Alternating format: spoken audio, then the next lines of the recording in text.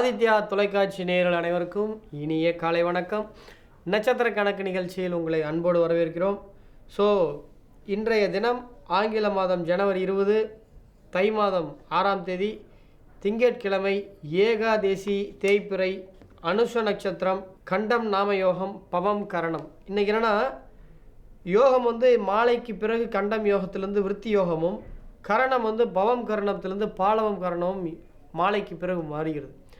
So இன்றைய தினம் பார்த்திங்கன்னா 6 மாதத்துக்கு 2 மாதத்துக்கு ஒரு தடவை இந்த மாதிரி அமைப்பு வரும். 3 மாதத்துக்கு ஒரு தடவை வரும். அப்புறம் சில டைமில் 6 மாதத்துக்கு ஒரு தடவை கேப்பில் கூட வரும். இந்த தினம்லாம் பார்த்திங்கன்னா ஏதாவது ஒரு புது தொழில் தொடங்குறதுக்கு, அல்லது இப்போ ஏற்கனவே தொழில் தொடங்கியிருக்கேன், நான் ஒரு நியூவாக இதையும் சேர்த்தி பண்ணுறேன் அப்படிலாம் நினைக்கிறவங்களுக்கு இதெல்லாம் அற்புதமான தினம். பயன்படுத்திக்குவாங்க இன்றைக்கி. ஸோ இன்றைக்கி இதுக்கு மேலே நான் என்ன சார் பண்ணிட்டோன்னு நீங்கள் கேட்கலாம். பட் அதுக்கு தான் நான் நைட்டே நாளை நட்சத்திர கணக்குன்னு கொண்டு போனோம். அப்புறம் நீங்கள் தான் காலையில் கொண்டு வர சொன்னீங்கன்னு மாற்றிட்டோம். ஸோ முடிஞ்ச வரைக்கும் இன்னும் டைம் இருக்குது. மணி 8 மணி தான் ஆகுது.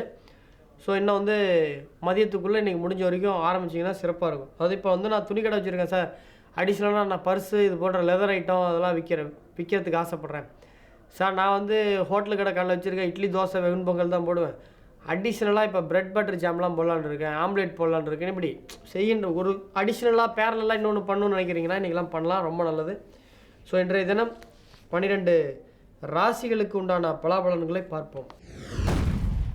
முதலில் மேஷராசி.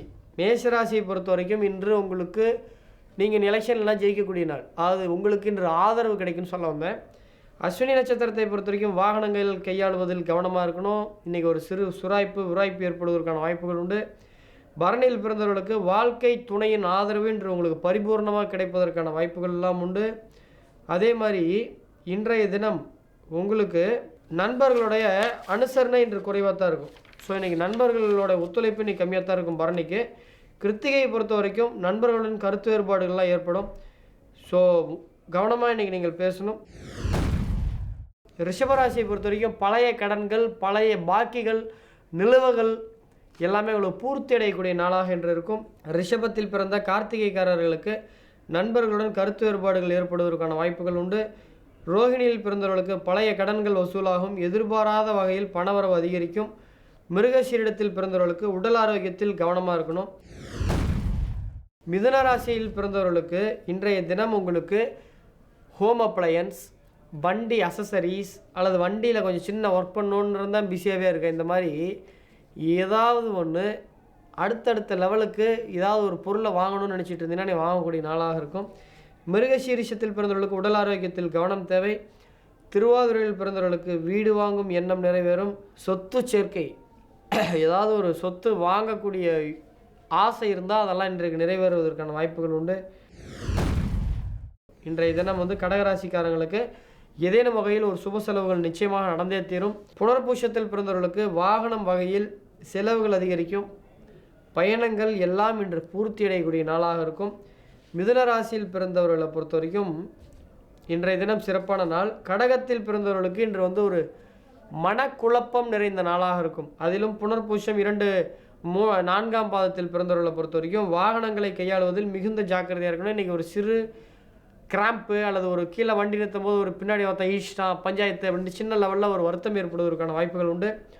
பூஷத்தில் பிறந்தவர்களுக்கு மனதில் குழப்பமும் சஞ்சலமும் அதிகரிக்கும்.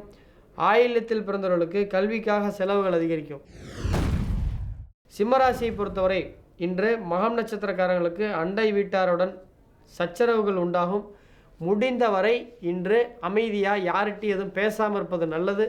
மௌன விரதம் என்று இருப்பது நல்லது. பூரம் நட்சத்திரத்தை பொறுத்த வரைக்கும் வாகனம் யோகம் கண்டிப்பாக உண்டாகும்.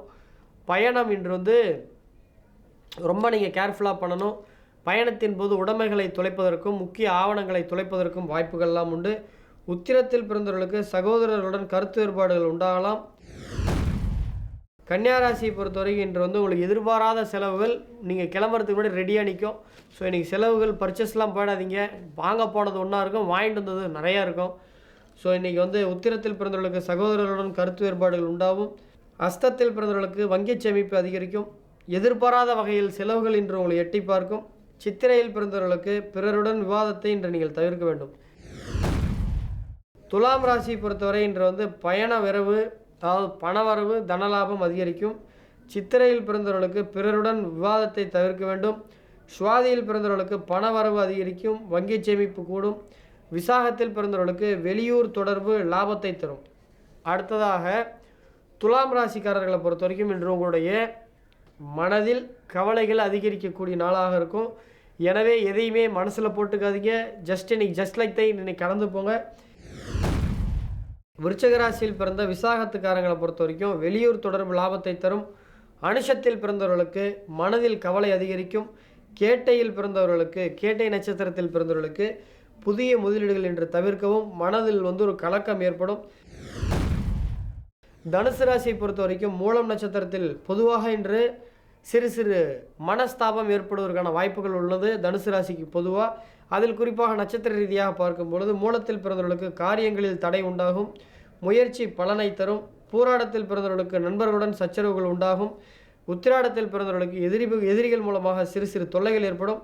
மகரத்தில் பிறந்தவர்களுக்கு இன்று ஒரு போட்டி மனப்பான்மையுடன் இருக்கும். எப்போ பாரு இன்றைக்கி ஆடு முட்டிக்கிற மாதிரி இன்றைக்கி ஒரு போட்டியாகவே இருப்பீங்க.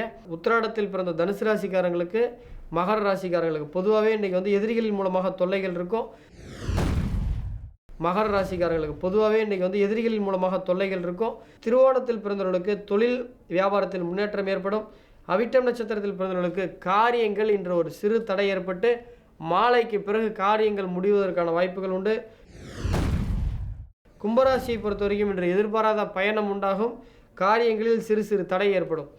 அவிட்டத்தில் பிறந்தவர்களுக்கு காரியங்களில் தடை உண்டாகும். சதயத்தில் பிறந்தவர்களுக்கு வங்கி சேமிப்பு அதிகரிக்கும். பூரட்டாதியில் பிறந்தவர்களுக்கு எதிர்பாராத பயணம் உண்டாகும். மீனராசியை பொறுத்தவரை இன்ற நாள் மனதில் ஒரு இனம் புரியாத கவலையும் சிறு பாரமும் ஏற்படுவதற்கான வாய்ப்புகள் உண்டு. பூரட்டாதியில் பிறந்தவர்களுக்கு எதிர்பாராத பயணம் உண்டாகும். மீனராசி உத்திரட்டாதியில் பிறந்தவர்களுக்கு மனதில் கவலை பாரம் உண்டாகும், அதிகரிக்கும். ரேவதியில் பிறந்தவர்களுக்கு செலவு இன்று அதிகரிக்கும். இன்றைக்கி உங்களுக்கு செலவு அதிகமாக இருக்கிறதுக்கான வாய்ப்புகள் உண்டு. நண்பர்களே, இன்றைய தினத்தினுடைய 12 ராசிகளுக்கு உண்டான பலன்களை பார்த்தோம். இப்பொழுது இன்றைய தினத்தினுடைய சிறப்பு பார்ப்போம். இன்று ஏகாதேசி, அதுவும் தேய்பிறை ஏகாதேசி. சித்திரை மாதம் வருகின்ற ஏகாதேசிக்கும் இந்த மாதம், அதாவது தை மாதம் வருகின்ற ஏகாதேசிக்கும் ஒரு சிறப்பு உண்டு. என்னென்னா, வைகுண்ட ஏகாதேசின்னு சொல்லக்கூடிய மார்கழி மாதத்தில் வரக்கூடிய வளர்பிறை ஏகாதேசியை விட இந்த 2 ஏகாதேசியிலையும் விரதம் இருந்து பெருமாளை வணங்குவது மிகப்பெரிய ஒரு சொர்க்க பிராப்தை தரும். ஸோ இன்றைய தினம் பைலா ஏகாதேசிம்பாங்க. அது என்ன? ஷபலா ஏகாதேசி, பைலா ஏகாதேசி அப்படின்னா, ஷபலா ஏகாதேசி என்றால் இன்றைக்கு பெருமாளை வழிபட சகலவிதமான பழங்களை கொடுத்து பெருமாளை வழிபட, அது எல்லாம் இருக்கின்ற, அது புஷ்பாஞ்சலின்னு சொல்கிற மாதிரி பலாஞ்சலின்னு சொல்லுவாங்க. பிரசித்தி பெற்ற கோயில்களில் இன்னமும் இந்த வழக்கம் நடந்துட்டு தான் இருக்குது. சகல விதமான பழங்களை நிவேதனம் செய்யக்கூடிய யாராவது ஒருத்தங்களுக்கு அரசியல் எம்எல்ஏ எம்பியில் ஆகும்னு நினச்சிங்க அப்படின்னா, இன்றைய தினம் பெருமாளுக்கு சகல விதமான பழங்கள், மாப்பழா, வாழை, அன்னாச்சி பழத்திலிருந்து இன்று ஸ்ட்ராபெரி பழத்திலேருந்து எல்லா விதமான பழங்களையும் பெருமாளுக்கு நெய்வேதனம் பண்ண மிகப்பெரிய சிறப்பான ராஜ்ய பதவி கிடைக்கின்றது தான் இந்த தினத்தினுடைய பலன்கள். ஏகாதேசிக்கு சபலா ஏகாதேசி என்ற ஒரு பெயர் வரத்துக்கு காரணம் இதுதான். ஸோ இன்றைய தினத்தில் என்னெல்லாம் செய்யலாம் என்று பார்ப்போம், என்னெல்லாம் செய்யக்கூடாது என்பதை பார்ப்போம். இன்றைய தினம் ஏகாதேசியுடன் கூடிய அனுச நட்சத்திரம். ஸோ அனுச நட்சத்திரத்தில் செய்ய தகுந்த பூ முடிக்க, நாமகரணம் செய்ய, காது குத்த, அதே போல் நகை வாங்க, நகை செய்ய, ஆர்டர் கொடுக்க நல்ல நாள். கிரகப்பிரவேசம், வாசக்கால் செய்ய, இது போன்ற விஷயங்களுக்கெல்லாம் இன்று நல்ல நாள். அதே மாதிரி ஏகாதேசியில் செய்யக்கூடிய விஷயங்கள்னு சொல்லக்கூடிய விவாகம், விவசாய உடுபொருட்கள், ஆபரணம், வாஸ்து சாந்தி, சிற்பம் ஆகியவை செய்வதற்கு நல்ல நாள்.